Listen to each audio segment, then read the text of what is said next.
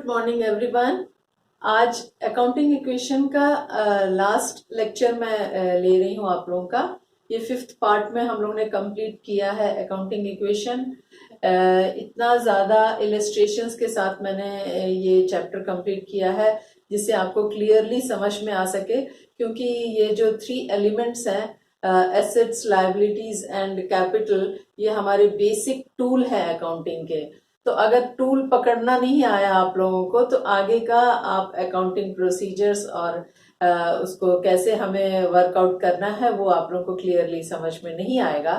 तो इसीलिए मैंने 5 लेक्चर्स में इस चैप्टर को कंप्लीट किया। ज़्यादा से ज़्यादा इलस्ट्रेशंस लेकर मैंने आप लोगों को समझाने की कोशिश की है और आई होप आप लोगों को अच्छे से समझ में आएगा। तो आप आगे का जो हमारे चैप्टर्स हैं उन्हें आप अच्छी तरीके से समझ पाएंगे। तो आगे बढ़ने से आज फिर से मैंने कुछ इलस्ट्रेशंस लिए हैं और आगे बढ़ने से पहले आप लोगों को जो हमने पीछे क्लासेस में जो पढ़ा था उसको भी थोड़ा सा एक रिव्यू कर लेते हैं हम। तो सबसे इम्पोर्टेंट जो है प्रीपेड एक्सपेंसेस और एक्रूड एक्सपेंसेस इनकम। बच्चे बहुत कंफ्यूज होते हैं इसमें। ये जो है हमारा एसेट साइड में जाता है, ये एसेट है हमारा। क्यों है एसेट? क्योंकि हमने एडवांस में एक्सपेंस जो है वो पे किया हुआ है और हमने इनकम भी जनरेट कर लिया है, लेकिन हमें इनकम मिला नहीं है। तो नेचुरली ये हमारा लायबिलिटी तो नहीं होगा, हम इसमें पे करने के लिए लायबल नहीं है, या तो हमें जो है इसमें ये हमारा इसीलिए एसेट मान के हम उसका उस अकाउंटिंग पीरियड में, जिस अकाउंटिंग पीरियड में हमने सर्विस रेंडर की है या किसी भी तरीके का हमने गुड सेल करके इनकम जनरेट किया है लेकिन वो इनकम मुझे नहीं मिला, और या मैंने एक्सपेंसेस नेक्स्ट ईयर का एक्सपेंसेस मैंने पहले से ही पे कर दिया है, तो मुझे वो एसेट में डालना पड़ेगा। वो मेरा एसेट है। और आउटस्टैंडिंग एक्सपेंसेस और अनअर्न्ड इनकम, अनअर्न्ड इनकम को हम डेफर्ड इनकम भी बोलते हैं। ये दोनों जो है हमारी लायबिलिटीज हो जाती हैं। क्यों? क्योंकि मैंने मनी रिसीव कर लिया लेकिन अभी तक मैंने उसके लिए काम नहीं किया किसी तरीके का। मुझे कोई सर्विस देनी थी, मैंने एडवांस में आपसे मनी ले लिया और सर्विस मैंने दी ही नहीं। मान लीजिए मैंने आपको पढ़ाया नहीं और एडवांस में मनी ले लिया, तो मेरी लायबिलिटी बनती है आपको पढ़ाने की। उसी को हम डेफर्ड इनकम भी बोलते हैं। तो ये, और आउटस्टैंडिंग एक्सपेंसेस भी वही हो कि जैसे मैंने अपने एम्प्लॉयज को सैलरी देनी थी लेकिन मैंने दिया नहीं, किसी तरीके का एक्सपेंसेस उस अकाउंटिंग पीरियड में मुझे करना था लेकिन मैंने वो किया नहीं। तो मैचिंग कंसेप्ट याद कर लीजिए कि उस करंट पीरियड का, अकाउंटिंग पीरियड का उसी साल में हमें नोट करना है। तो आउटस्टैंडिंग एक्सपेंसेस और अनअर्न्ड इनकम ये हमारी लायबिलिटीज बन जाती हैं, इसलिए हम इसे लायबिलिटी साइड में शो करते हैं। तो किसी भी तरीके का एक्सपेंसेस है तो हम क्या करते हैं, उसको एक्सपेंसेस हमारा कैपिटल में ऐड हो जाता, कैपिटल में माइनस हो जाता है। कैपिटल में हम क्या करते हैं, इसको माइनस करते हैं, और इनकम है तो हम क्या करते हैं, कैपिटल में ऐड करते हैं। ये आप एक याद कर रखिए। और फिर इसके बाद डेप्रिसिएशन हमारा क्या है, एक्सपेंस है। किसी भी तरीके का हमारे लैंड, बिल्डिंग, मशीनरीज जो एसेट्स हैं उन पे अगर हमारा वैल्यू घटता है, डेप्रिशिएट होता है, तो हम उसको एक्सपेंस मान के चलते हैं और उस पर्टिकुलर एसेट से उसको डिडक्ट कर देते हैं। तो डेप्रिसिएशन भी हमारा क्या हुआ, एक्सपेंस हुआ। ठीक है, ये एक याद रखिए। Interest on capital and interest on drawing, ये दोनों हमारे जो है प्लस और माइनस कैपिटल में से होते हैं। क्यों होते हैं? मैंने आपको बताया था कि ये इंटरेस्ट मैं दे रही हूं, तो यानी बिजनेस इंटरेस्ट दे रहा है तो वो उसका एक्सपेंस हुआ, और वो इंटरेस्ट मिल भी किसको रहा है, बिजनेस को ही मिल रहा है, तो वो उसका प्रॉफिट हुआ।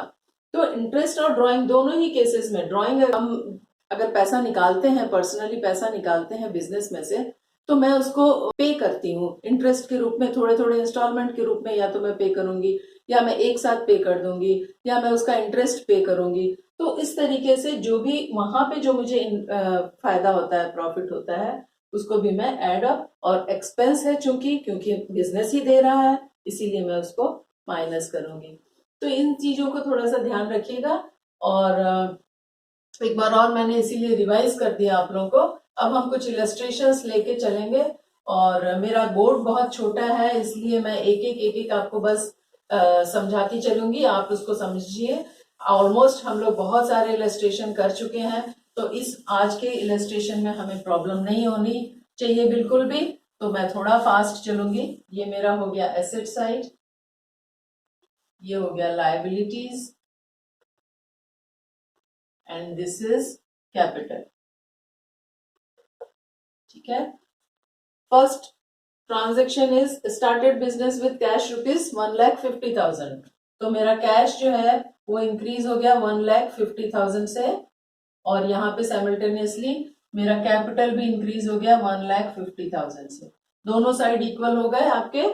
Asset is equal to liabilities जो हमारा इक्वेशन बोलता है। Purchase good for cash 35,000। अब यहाँ पे एक हमारा स्टॉक आ गया, क्या आ गया, 35,000 का हमने गुड्स खरीदा। तो 35,000 मैं यहाँ पे लिख दूंगी। कहां से लिया मैंने, कैश से लिया, तो कैश मेरा माइनस हो जाएगा 35,000। ठीक है। तो 35,000 माइनस हुआ, 35,000 प्लस हुआ, अगेन 1,50,000, और यहाँ पे भी अगेन 1,50,000। तो दोनों साइड मेरा इक्वल हो गया। Purchase machinery for cash 25,000। अब मैंने एक और आइटम ले लिया, मशीनरी ले ली। कितने में ली मैंने, 25,000 में।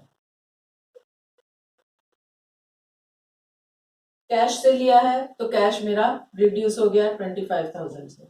यहाँ पे भी सेम मेरा 1,50,000 रहा, और यहाँ पे भी 1,50,000। दोनों साइड सेम हुआ। Paid wages and salary 20,000।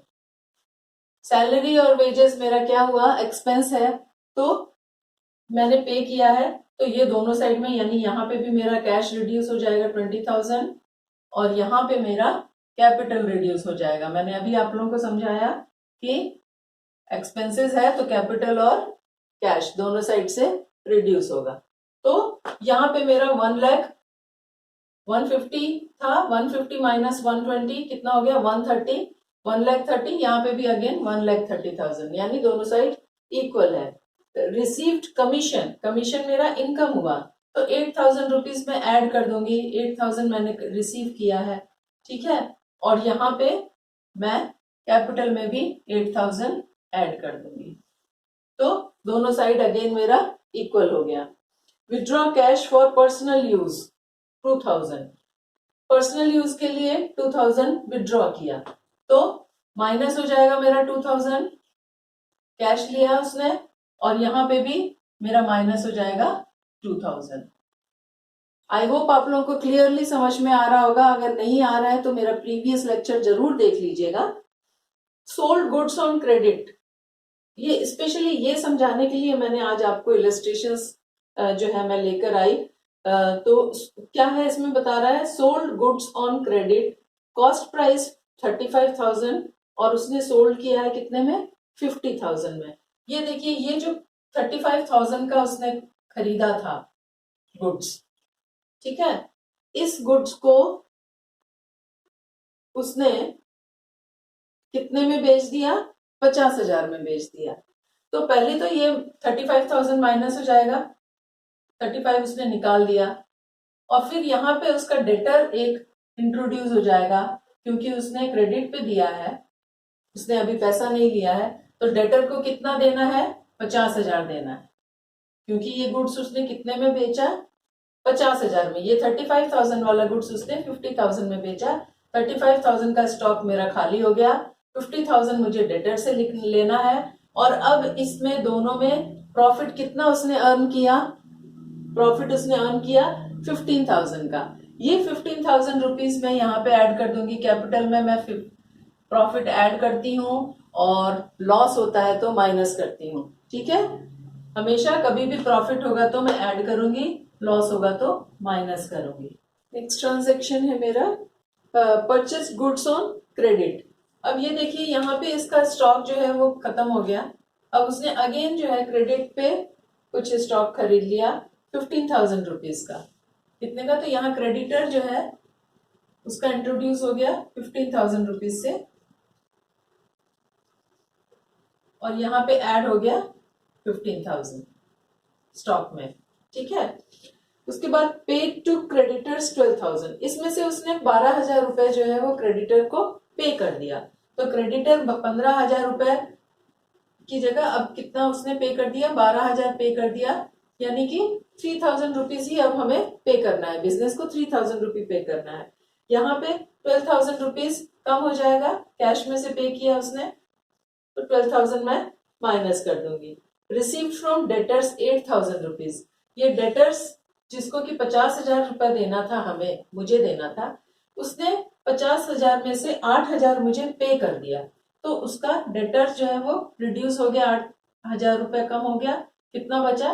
42,000 उसका बचा। तो यहाँ पे मेरा कैश बढ़ जाएगा, 8,000 मुझे मिल गया, तो यहाँ पे मैं ऐड कर दूंगी 8,000 रुपीज।